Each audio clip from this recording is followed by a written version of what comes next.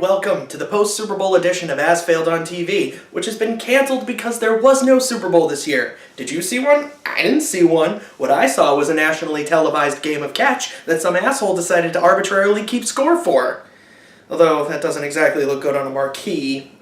In any case, the commercials from this year's Super Bowl didn't really give me a ton of material to work with. Also, I was a little busy being filled with unbridled fury and barbecue chicken wings. But I suppose this is my penance for last year. I was a bit too smug after last year's game.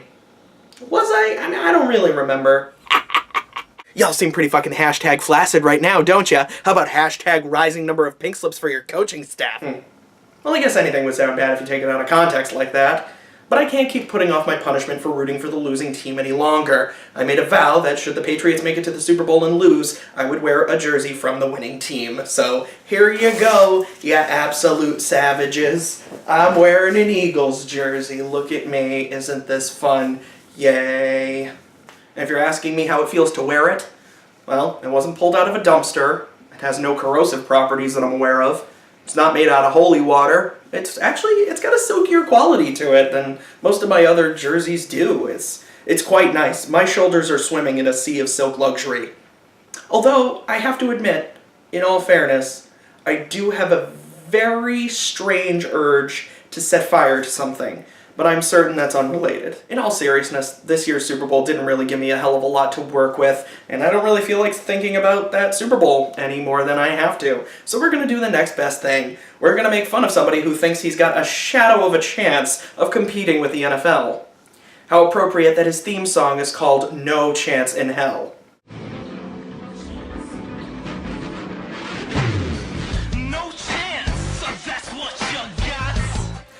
Vincent Kennedy McMahon, chairman and CEO of the WWE.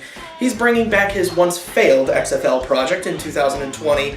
The announcement came with a little trailer and 20 minutes of Vince answering questions about what the new XFL will be, promising a revised game for the new generation of fans. Because if there's one person you can trust to be hip with the youth, it's going to be the guy pushing 80. So let's take a look at what is, admittedly, some low-hanging grapefruits. Hey, looking good so far. Helmets and a logo, two very important aspects of a football league. All we need now is a flaky response to player safety, and we got a billion-dollar corporation on our hands. This is the future. This is not the past. Ooh, rap and hip-hop. I can just feel the youth emanating from this. There's probably a better way to say that. This is the future. This is not the past. This is the future, and the future moves fast. I don't know if that line is McMahon enough. Maybe something more along the lines of, "This is the future. This is not the past. This is the future. Put your lips on my ass." Because that's a thing he used to force people to do. And I remember being a kid watching WWE thinking, oh, why would anybody do that? I was totally down for, like, the boogeyman. What? That guy eats worms? Yeah, sure. Why wouldn't you? They look so delicious. You look at worms and be like, how would anybody not eat those by the truckload? But people willingly putting their lips on a guy's butt, nobody would do that. And then you learn what a rim job is, and you're just like, wow, people are really nonchalant about doing that. Rim job jokes, those will go over great at the dinner table, I'm sure. This is quicker, simpler, rules, reform. Reformed rules, huh? Well, that's a terrifying prospect, coming from the guy that invented the Punjabi prison match, and then had the nerve to air it twice. I will take the time to interject this now. The NFL is not perfect with its rule set, and it likely never will be. We as fans can realistically only hope that over time they tweak it and get as close to perfection as they can. Vince McMahon is the equivalent of some angry fuck screaming at his television, thinking that he's the one with all of the answers to the NFL's rule woes. This is your game, safer, this is football, reborn. You know something, I don't think this rapping hip-hopper is a very good rapping hip-hopper. He sounds like Wiz Khalifa on Dramamine. This is gaming and fantasy, this is padded roulette. Padded roulette, that's also a scary phrase. Am I to take that to mean that every player who steps on the field is rolling the dice because he's not going to get paid health insurance? Make a trade, make a team, make a move, make a bet. Why did they go with the rhythmic talking? I mean, it's not like this guy's spitting Kendrick Lamarian verses here. He's just reading a white bread script of words written by a white bread script of people. It's like the performer tried to add a little bit of flavor by doing the whole rhythmic rapping thing, but the flavor he added was paste. This is maximum action. Let's stall. More ball. Okay, I'm down for that. See, I'm of the opinion that sports need to focus on two things in order to appeal to the next generation of kids that are going to come up watching. You need to focus on simplicity and pace of play. The game needs to move fast, and the rules need to be easy to understand. That's why basketball is surging right now, because the games move quick, and there's no problem understanding the rules. For example, if a single whisker on James Harden's face moves, that's a foul. Fewer infractions. Oh, so that's how he's going to do it. He's not going to make the rules easier to understand, he's just going to throw them all away. Well, in that case, book me in the XFL. I'll come to the field with my valet, Paul Heyman, and he'll spray the quarterback in the face with hairspray. Then, I'll give that quarterback a package pile driver, he'll likely fumble, I'll take the ball and two-cool my way into the end zone. Then, I'll take the championship belt and run into the stands while my associates take kendo sticks that I've hidden under the 50-yard line before the game started and beat up the other team's coach. But in order for any of this to work, the clock has to keep moving because, like I said, pace of play, very important. This begins in 2020. The future is near. Well, the future's always near, unless it's the far future. And it's far away. More access, more everyone, more everything here. I don't know if I want more access, and personality is important, but too much access can lead to oversaturation. Let me give you an example that'll piss off 95% of you. Imagine a league full of Tom Bradys. Oh, how is that bad? Well, I'll explain. I have been sat in this room in the dark at 2:30 in the morning eating ramen noodles, watching Tom Brady get a deep tissue groin massage. And I don't want to be judged for that. How I spend my free time is how I spend my free time. I don't judge you for what you do, so don't judge me for what I do. But as I was watching it, I was thinking to myself, oh, so that's how he throws that ball so well. I mean, if you get in there a little bit deeper, you touch tank, ball goes 3 yards further. This is our moment, our story to tell. This is history begun. Oh boy, more use of the word history. If you watch the WWE at all, you know they love that word history. Every single history that we history has been historical in this match, which has been historically historical.